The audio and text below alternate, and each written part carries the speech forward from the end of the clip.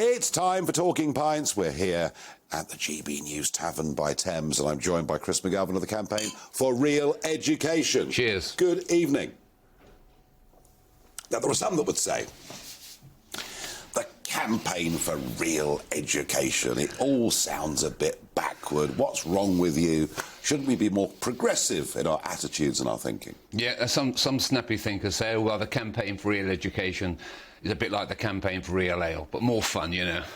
I like the Campaign for Real Ale. You're like the Campaign for Real Education, because we came into existence in Yorkshire about 40 years ago, basically to save grammar schools and also to save the grammar school exam. And we need the Campaign for Real Education more than ever, because we're the only voice at the moment saying, look, actually, we've lost something. And yeah, you know, sometimes people say to me, Chris McGovern, you're living in a past age. Yeah. But when I go to Singapore or Shanghai or South Korea, they say I'm at the cutting edge. Because the methods I'm suggesting, which we ditched in the 1960s, well, they're not being ditched in Singapore. And interestingly enough, the old grammar school exam, the O-level, is still the exam they sit in Singapore, and we ban it in our own country. We make it here. It was 11 plus to begin with, wasn't it? That's right. To get in. And the argument against, which I remember very well, is it's unfair at 11 to separate kids. That was the argument. I actually failed the 11 plus, went to secondary modern school, passed at 13, so you could pass later on. And by the way, it's nowhere near as unfair as the current system, where you buy a house in the catchment area of a good school. So now we have selection by postcode. It's not a perfect system, and other countries around the world have grammar schools, and they have a selection system of sorts, but they do it without actually taking an exam, because they have very good technical schools. They have vocational schools. Problem in our country... Vocational? What does that word mean? Yeah, indeed. What does it mean? The problem in this country was so snobbish. We've got a lack of engineers. Yeah. We've got a lack of people in the medical profession. A lack of people... I mean, the STEM subjects. We have to import labour from all over the world. What is it about us that says to 16-year-olds, says to 18-year-olds, you know, we'd love you to get an ology, but for goodness sake, don't become an engineer. For goodness sake, don't go and learn a trade or a skill. Because the funny thing is, all the people in trades and skills right now and through the pandemic are earning much more money than those working in the so-called profession. Is it some sort of snobbery about this country? A lot of snobbery, I think, Nigel. What's happening is that traditionally in this country, we've regarded academic as being superior. Somehow Dickens is superior to Charles Kingdom, to Isambard Kingdom Brunel. Engineering, plumbing, roofing... All a bit grubby, but of course earning a lot of money. And what we're doing at the moment, thanks to Tony Blair, we're sending large numbers of youngsters to university, 50% now. Yeah. And they're underemployed. When I spoke to a national conference of admissions tutors at university a few years ago, I told them the truth. I said, you understand, there are a lot of half of your youngsters are now working in jobs which they're graduates, but they're not doing jobs commensurate with that degree. They're underemployed. And there was a hushed silence in the room, and it was witnessed by the press. After that talk, 3 universities admissions tutors came to me, and they said, Chris, thank God you said it, because no one else will tell the truth. And that's what's going on. Kids are going to university, doing useless degrees, and they're underemployed afterwards. We need to get youngsters into vocational schools from an earlier age. I mean, we have grammar schools, and they're doing a great job. Not many of them, about 200 or so, across Britain and Northern Ireland. Which is nothing. Nothing, no. We need lots more grammar schools, particularly in poorer areas, but we need horses for courses. We've got to get away from the idea that somehow grammar schools are better. No, we want good technicals. Switzerland, Germany, China, Korea, they have these schools. And in Germany, of course, you know, if your 16 or 18-year-old says they want to go and learn a trade or learn a skill, you're overjoyed. So, yeah, there's something wrong with our thinking on this. You were a headmaster. Yeah. We talk a lot about universities on GB News, particularly about the banning of speakers, the safe spaces, the incident at Durham University that happened with Rod Little. And we do debate that a lot here on GB News, because we believe in free speech as a channel, genuinely. It's part of our DNA.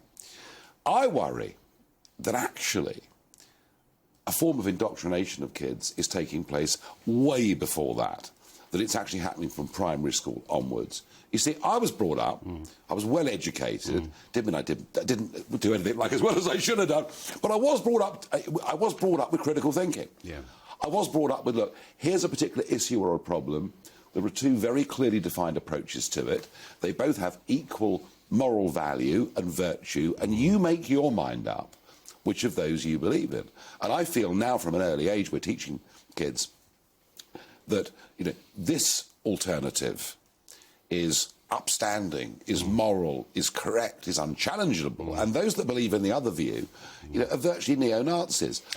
That's true. I mean, even from primary school, 5-year-olds are being taught about gender identity, for example, and asked to question this. Children who deserve a childhood, who can see evil through fairy tales, for example, where they want to get familiar with the nastiness of the world. But from an early age, 5 or 6, they're being taught critical race theory, gender identity theory, and they're getting confused and they're becoming quite unhappy. Because what we do know from a number of investigations is that youngsters in British schools are some of the unhappiest in the world. I mean, a lot of mental health problems. They are being brainwashed. We're entering a new dark age of education. You know, the lights are being switched off in our education system. And if you want to know what our governments have done, not just the present government, last 50, 60 years, what's their monument? Look around you. Look at the state of education today. That's what they have achieved. And it's a mess, and we're running about 3 years behind in standards, the best education systems in the world. It's a disaster. Surely, Chris McGovern, you must be wrong, because every August we get the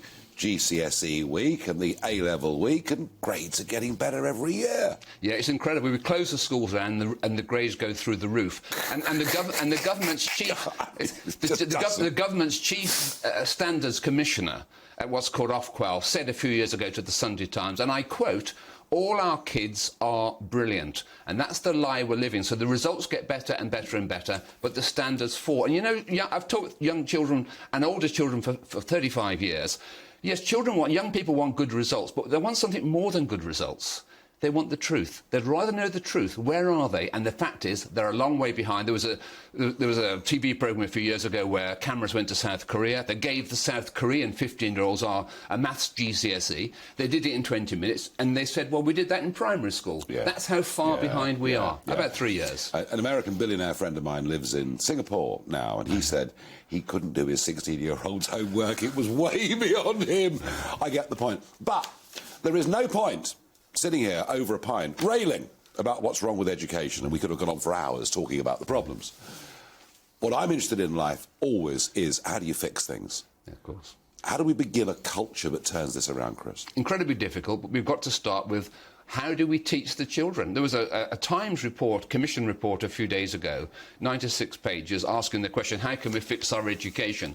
96 pages, well, I can tell you in 2 words, good teaching. And therefore we need good teachers, and we need people who are trained. So you've got to focus on the training of teachers. But it's an immense problem, because the education establishment, the blob, consider it's all a big success. They're self-congratulating. They think they're doing really well. So you've got to get into the teacher training colleges. You've got to get into the Department for Education. Dominic Cummings, love him or loathe him, he said when he worked in the Department for Education, it was like going into a lunatic asylum. I've been in there many times. I've worked with many secretaries of state and prime ministers, and believe me, it's got progressively worse, not progressively better. And we've got to do something about it. We have to start with teacher training. But how would you make North Korea into a capitalist society tomorrow? It's equivalent.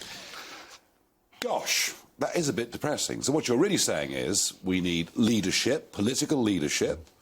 We need this. Well, we need these ideas presented to the public to vote for them, political leadership, but then we really are turning around a tanker, and it's going to take us many years to get back on the right track. It's going to be a long, hard slog. I mean, we need to improve the calibre of our secretaries of state. I've worked with many. The good one, I think, the only good one I can say, was Blunkett.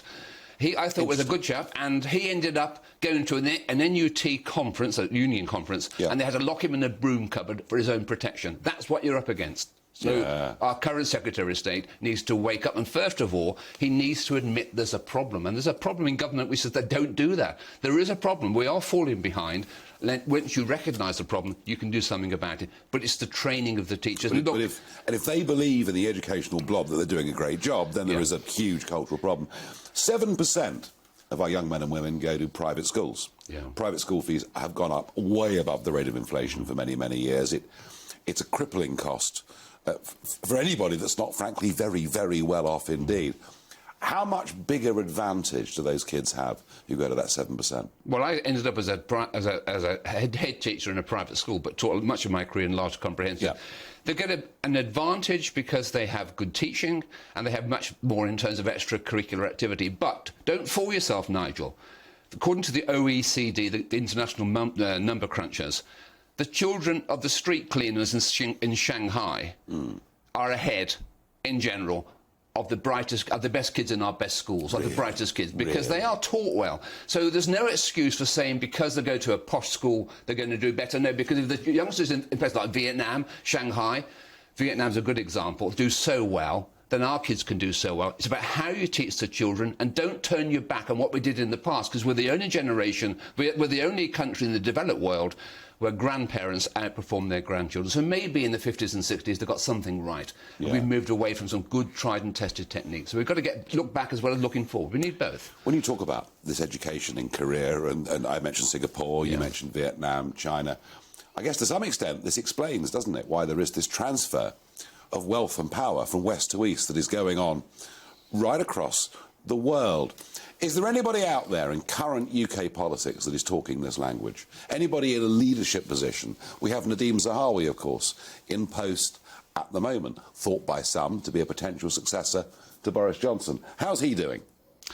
Well, he'll be controlled by his civil servants, as they always are. So I mean, we have a half-decent chairman of a Common Select Committee, Halfan. He's not bad. Yes. But it's a very low bar. He's jumping over there. Look, you have to persuade people at the top. Margaret Thatcher, who I work with quite closely at times, and number 10 in those days, a very different sort of place then, she was aware of the problem. But she had lots of things to do, fighting wars against Argentina, the miners' strike and everything else, so she never got round to dealing with the problem. But look, we do need leadership. Is Zahawi going to be the man? Everybody else has failed. Will Zahawi succeed? It's unlikely. But he's got a challenge. And he's got to, first of all, wake up to the problem. Yeah. And he's got to talk to people like the Campaign for Real Education, because they only listen to the people who created the problem. They talk to the people who created the problem, bring them back and say, now, can you solve the problem? No, the people who made the problem, caused the problem, aren't going to solve it for you. My goodness me, you really believe in this, don't you? I do, absolutely do. And I've taught for many years, and you talk to the children I've taught, they will say, Chris McGovern, he's not a traditionalist, really. He just believes in high standards, and they like that. Welcome to the GB News YouTube channel. You can watch us live 24 hours a day, catch up on your favourite shows, and join in the conversation in the comments below. Don't forget to subscribe and you'll never miss any of our exclusive content.